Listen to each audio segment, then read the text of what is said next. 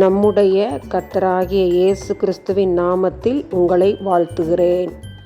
இன்று ஆண்டவர் நமக்கு தரும் அற்புத வார்த்தை ரோமர் 8:28. தேவனிடத்தில் அன்பு கூறுகிறவர்களுக்கு சகலமும் நன்மைக்கு ஏதுவாக நடக்கிறது. Romans 8:28. And we know that in all things God works for the good of those who love him, who have been called according to his purpose.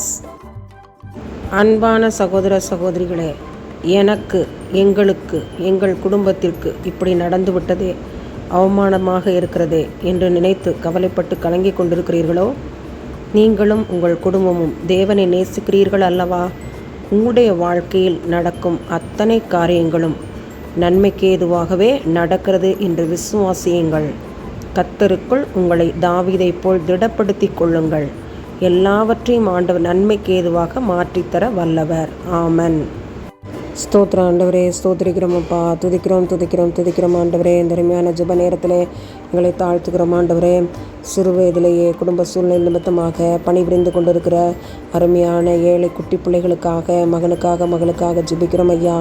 குட்டி பிள்ளைகளுடைய சூழ்நிலைகளை தேவனாய கர்த்தரை மாற்றி போடுங்க ஆண்டவரே. படிக்க வேண்டிய வயதிலே பிள்ளைகள் படிக்க வேண்டுமே சுவாமி.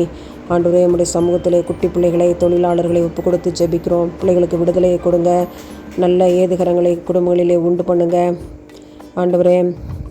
உம்முடைய கரத்திலே குட்டி பிள்ளைகளை ஒப்பு கொடுத்து ஜெபிக்கிறோம். நீர் பாதுகாத்தருளும். இயேசுவின் மூலம் பிதாவே, ஆமன்.